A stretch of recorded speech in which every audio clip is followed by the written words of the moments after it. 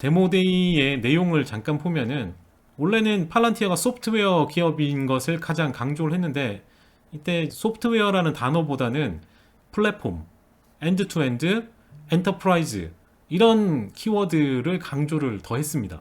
그리고 또 제품 자체를 지속적인 반복 개선을 계속 해나간다는 이야기를 했고요. 고객 니즈를 해결하기 위한 모듈식 접근. 모듈이라는 말도 되게 많이 나와요. 이번 팔란티어 설명 들을 때 모듈화 전략 이야기했었는데 모듈식 접근 이야기를 또 했고요. 핵심 차별화 요소로 어떤 걸 꼽았냐면 변화하는 데이터 모델 그리고 연결성, 속도 이런 걸 다룰 수 있는 유연성. 저번 팔란티어 영상에서 했던 이야기죠. 유연성에 대한 이야기는. 이거는 모든 곳에 어떤 표준화된 거에서 유기적으로 잘 적합할 수 있다. 이렇게 보시면 좋을 것 같고요. 첫 번째 나온 거에 파운드리 언톨러지라는 요거하고 이제 시뮬레이션 엔진 이야기를 했는데 첫 번째가 센트럴 디시전, 중앙 의사 결정을 지원하는 인프라스트럭처라는 거고 오토메이티드 데이터 커넥션스니까 자동으로 연결되는 자동화되는 데이터 연결 ERP 레이어와 자동으로 이렇게 연결되는다는 거죠. 그리고 또 하나는 비주얼 인터페이스 디스플레이 커넥션 연결을 표시하는 시각적 인터페이스잖아요. 에셋 노드 내에 데이터 테이블 사이를 연결하는 이런 거라고 하는데 너무 기술적인 내용이라 저도 잘 모릅니다. 어쨌든 단어만 설명을 드리는 거고 플랫폼 내에 통합된 보고나 리포팅이나 비주얼라이제이션 시각화죠. 그 다음 콜라보레이션 기능 간의 어떤 협업, 그 다음에 유저 인사이트, 사용자 인사이트는 언톨러지 내에서 레코드 기록된다고 보면 되고 아웃 오브 더 박스 CRM이니까 즉시 사용 가능한 CRM 기능 전문가가 아니라도 사용할 수 있게끔 한다고 했었기 때문에 노코드 이야기 했었죠. 그죠? 보시면 코드 구성이 없다는 거예요. 어떤 거냐면 맵핑 시각화를 업데이트하는 코드 구성 기능이 없다. 이렇게 보시면 되고요. 근데 이런 거는 보면 맵핑 시각화에 있어서는 세일즈포스닷컴의 태블로이만큼은 약간 심미적으로 미치지 못하는 느낌이 좀 들었고요. 구성은 다른 BI, 비즈니스 어널리시스 그 도구보다 상당히 직관적이었다고 말씀드릴 수 있고 고급 검색 기능 분석하고 보고 이런 쪽도 되고 또 하나는 의사결정 전에 와디프 모델을 실행하는 시스템 전체 시뮬레이션 엔진인데 모델이라는 단어 자체가 오브젝트 모델, 객체 모델 컴퓨터 언어를 좀 배우신 분이라면 객체 지향이란 단어를 오브젝트를 많이 쓰는데 이 개념 자체를 정확하게 이해하기가 좀 어렵거든요. 데이터 모델, 머신러닝 AI 모델 이런 게 이쪽 분야에 있지 않으면 이렇게 이해하기가 좀 모호한 그런 느낌이 강했고 밑에 보시는 이제 서플라이 체인 이쪽 보시면 이런 이미지로 연결되는 거다 이렇게 보시면 돼요.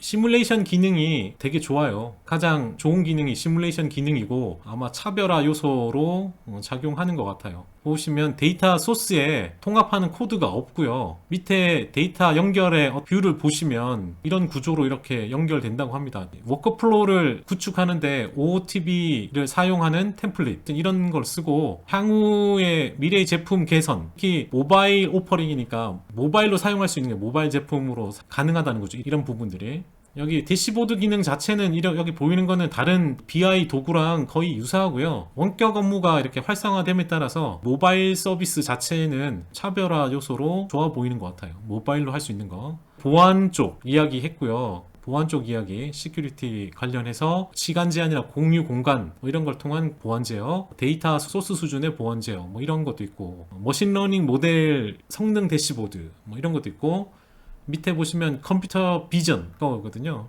이런 것도 이야기했습니다. 결국 이 파운드리를 구현하는 데는 지금까지 여기까지 나왔던 대규모의 어떤 작업이 필요해요. 어마어마한 작업이 필요하죠. 그죠? 여러 가지 기업들이 이 소프트웨어를 사용할 텐데 이 다양한 문제를 해결하기 위해서 논의해야 할 수많은 모듈과 기능들이 있는 것 같아요. 거기에 앞서도 말했던 이 모델, 머신러닝이나 AI 모델이나 시뮬레이션이든 서플라이 체인 모델링이든 CRM 기능이든 이런 거가 워낙 많아서 나눠서 어떻게 작용하는 건지도 전문가가 아니면 좀 알기 어려운 부분이 있었고요. 고담 같은 경우 고담 인터페이스 그림 보시면 중요한 방어 임무에 대한 실시간 리얼타임 인포메이션 얼럿 그걸 제공하죠. 그리고 인상적인 매핑 뷰를 를 지금 보여주고 있어요. 맵핑 같은 경우는 파운드리의 엔더 유저 뷰보다 좀 더 직관적이죠, 그죠? 이게 좀 훨씬 좋아 보이고 영화에 나오는 그러한 걸 보는 소프트웨어, 그런 소프트웨어를 보는 것과 비슷한 느낌. 그다음에 테마는 뭐 언더스탠드, 디사이드, 액트 이렇게 나눠지고 고담 자체가 차량이나 센서의 엣지단에 배치가 된다고 합니다. 그렇게 됨으로써 모듈러 플랫폼이 되는 거고요. 엣지에서 실행되기 때문에 더 빠른 성능과 실시간 업데이트가 가능하다고 하고, 그 다음에 AI 모델은 화면 뒤 매핑 소프트웨어에서 실행된다고 하고요. 근데 AI 모델이 이러한 위성 사진이잖아요, 그죠? 위성 사진을 어떻게 컴퓨터 비전을 통해서 추정하는지는 잘 모르겠어요. 왜 그런지는 뒤에 설명할 텐데, 어쨌든 그렇고, 또 하나는 아폴로인데, 아폴로에는 엣지 디바이스에 어토너머스 매니지먼트, 그러니까 자율 관리, 머신러닝 모델의 수명 주기 관리, 또 하나는 신규 고객의 빠른 온보딩 부분에 있어서는 개발자가 고객에게 새로운 기능을 신속히 배포할 수 있는 그런 기능, 클라우드 소프트웨어 제품하고 똑같이 작용하는 겁니다. 아폴로 자체가. 또 하나는 어떤 클라우드 프로바이더와도 상관없고 어떤 OS와도 상관없이 다 붙는다고 했잖아요, 그죠? 인프라의 구애를 받지 않는 게, 이게 또 차별화 요소의 하나였죠. 마지막 요약하면 차별화 요소는 뭐 시뮬레이션 엔진, 클라우드에 구애받지 않는 거, 모바일 기능 들어가는 거, 그다음에 매핑 소프트웨어 중에 이제 뭐 AI 모델 이런 거 보시면 되고요.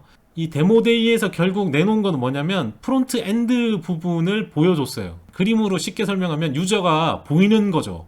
앞단에 유저가 보이는 부분이고요. 프로그램의 뒷단인 백엔드 뒤쪽은, 여기는 기밀 사항이겠죠. 완전 뭐 핵심 보안 사항일 거예요. 자기들의 기술이 들어가는 거니까. 그래서 이 부분은 어떤 구조로든지 알 수 없는 부분이라 기존에 알고 있는 사람의 입장이거나 뭐 전문적으로 했던 사람들은 똑같은 거네 할 수도 있겠죠, 그죠? 하지만 이 뒷단은 안 보여줬다는 생각이고요.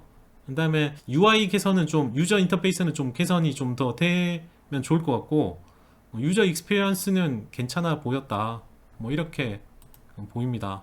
되게 괜찮은 데모를 한 것 같아요.